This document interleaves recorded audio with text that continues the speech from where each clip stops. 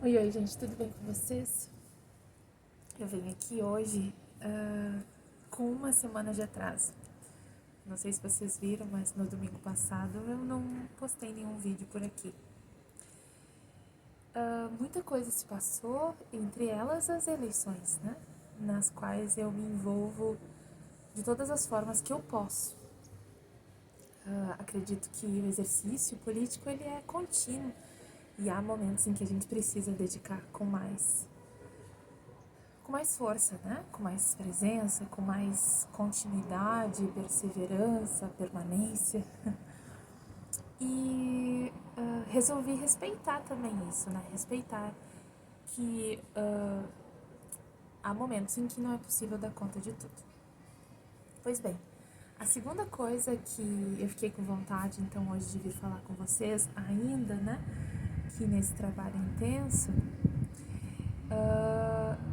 vim trazer para vocês que eu tava aqui me arrumando um pouquinho, né, pra fazer esse vídeo. Eu fiquei com vontade de fazer um vídeo de maqui e milita. Achei que até poderia dar certo, mas sou uma péssima maquiadora. E me considero uma militante ainda muito em construção da sua militância. Então eu poderia colaborar pouco nas duas áreas. Mas é uma coisa que eu posso colaborar, e aí sim, com mais experiência, com mais coisas a dizer, não no sentido de mais quantitativamente, mas de mais profundo, talvez, é no campo da literatura, que é o destino final, talvez, desse canal. Eu digo final porque ele é um objetivo sempre lá no horizonte, né? A gente pode dar muitas voltas, mas o objetivo lá no horizonte é a literatura. E agora os vizinhos começaram a ouvir música também. Mas acho que vai dar certo. Até vai ficar uma trilha sonora que eu não coloco nos vídeos. Que é justamente pensar o lugar da literatura em tempos de eleições. O lugar da poesia, o lugar da arte. É preciso criar espaços de criação em que seja possível inventar esse mundo novo. E mais, é preciso entender que a literatura é um exercício em que a gente aterra os pés, em que ainda que a gente voe, ainda que a gente possa viajar, ainda que a gente sonhe, no sentido real assim, né? Então, surreal, ainda que a gente sonhe, a literatura deve nos trazer para esse momento presente, tal como a meditação. Ela deve nos trazer para esse lugar onde nós estamos, para essa realidade na qual a gente vive, para essa conjuntura social na qual a literatura que a gente produz se coloca. Eu sei que há momentos em que a gente precisa subir a margem, respirar e retornar, né, para essa realidade que talvez seja bastante assombrosa. E eu digo talvez porque para alguns é mais e para outros passa distante.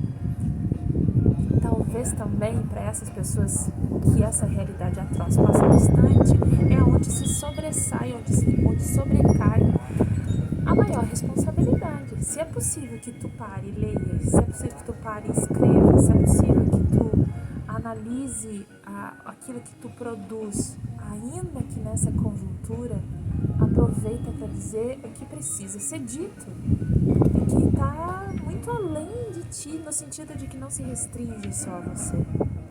Então, esse é o momento, uma semana das eleições, de usar as nossas redes sociais para chamar as pessoas para essa reflexão. E há maneiras muito diversas para isso.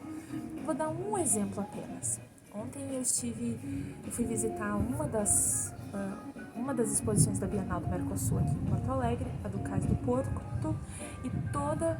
quase disse porco.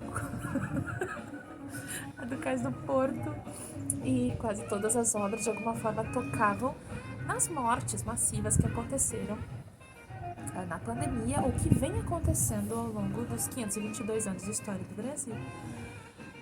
E muito difícil lidar com 9 ou 10 trabalhos, né, que me faziam pensar nessa finitude da vida, mas arrancada a machado da sua raiz. Saindo da exposição, havia e há o rio, né? O rio Guaíba. E eu olho para aquela imensidão e percebo que aquela crítica dentro da exposição, ela é fundamental para que eu possa ver o rio de olhos bem abertos.